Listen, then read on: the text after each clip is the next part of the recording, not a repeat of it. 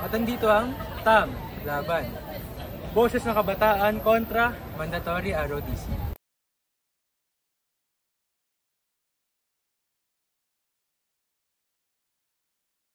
So magandang umaga, tanghali, hapon, gabi sa inyo mga kaibigan. Ako si Sean Diasta. At ako naman si Gab de la Paz. At ako naman si Aldous Ponciano.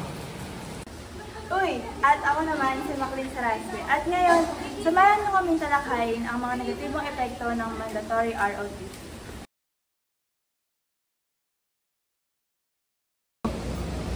Pero ba't nga ba malupit ang ROTC? Sa pagkaalam natin, marami siyang pangyayari nung nakaraan pa. At so kung ano man na tayo ngayon, NSTP. So ano nga ba ang mga pangyayari?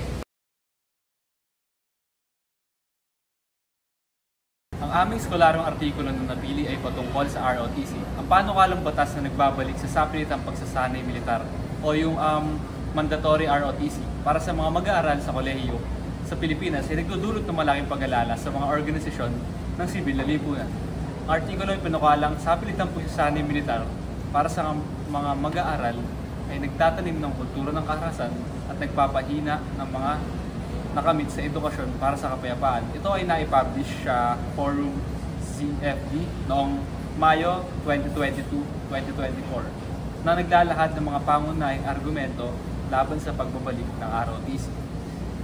Ang pangunahing argumento ng mga organisasyon ay ang ROTC ay magpapalaganap ng isang kulturang karahasan sa mga paaralan. Ang pagsasanay sa militar ay nagtatanim ng ideya na ang karahasan ay ang pinakamagandang paraan upang harapin ang mga alitan.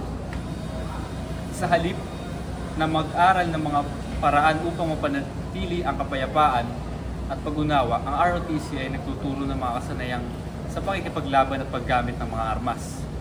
Ito ay isang panganib para sa edukasyon, para sa kapayapaan, lalo na sa isang bansang nagdurusa sa mga dekada ng karahasan at alitan. Bukod pa rito, ang pagbabalik ng ROTC ay maaaring gumantong sa mas malawak na presensya ng mga opisyal ng militar sa mga paaralan. Ito ay maaaring magresulta sa pagmamanman at pag-red tagging ng mga mag-aaral o guro na nagpapahayag ng mga kritikal na opinyon. Ang pagbabalik ng ROTC ay maaaring magdulot ng takot at pagdududa sa mga mag-aaral na pumipigil sa kanila na malayang mag-isip at magpahayag.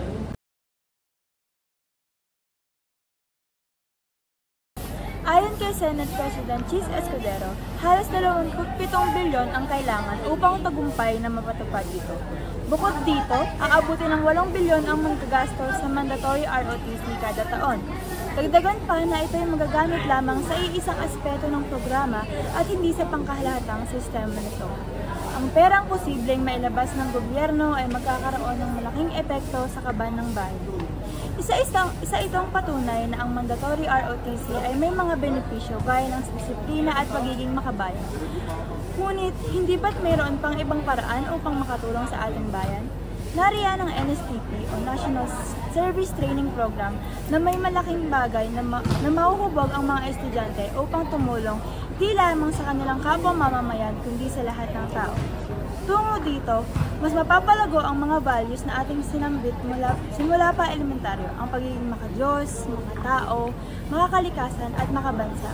Hindi rin tayo handa sa paglabas ng malaking mahalagang pera, lalo na't maraming sumasailalim sa issue hatid ng ROTC gaya ng hazing, mga nabubuong fraternity at korupsyon. Ganda ng FU, no?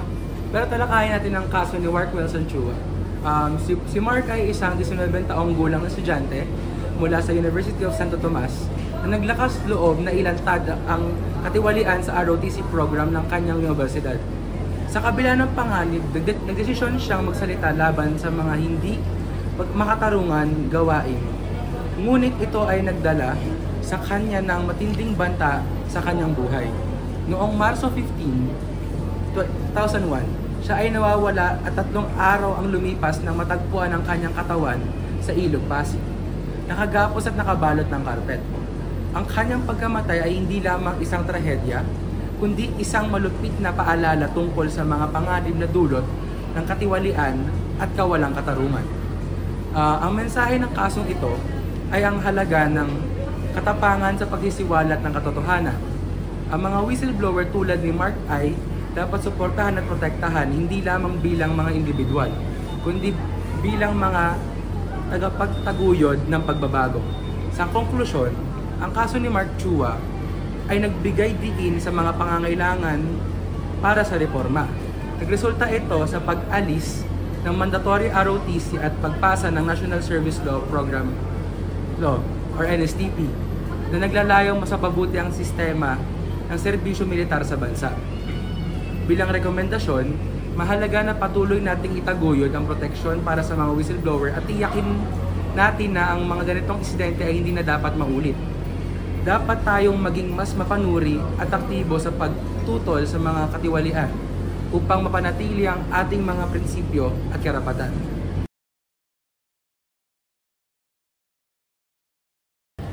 Mahalagang basahin ang mga pananaliksik na aming nirekomenda o ginamit pagkat ang mga ito ay naglalaman ng konkretong impormasyon ukol sa mandatory ROTC. Manapat lamang na alamin natin ang nilalaman ng programa ng sa gayon, mamulat tayo sa katotohanang inihandog nito sa mga kabataan na gaya namin. Ang karahasan, tulad at hazing ng mga ibang illegal na gawain ay malaking impluwensya sa ating pagkatao kung ito'y patuloy na mangyayari.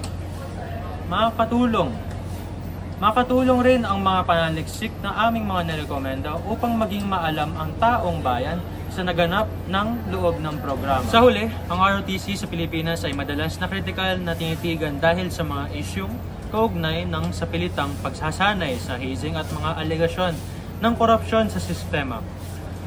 Para sa maraming mag-aaral, nagiging pabigat ito dahil nagdadagdag ito ng pressure sa kanilang akademikong buhay.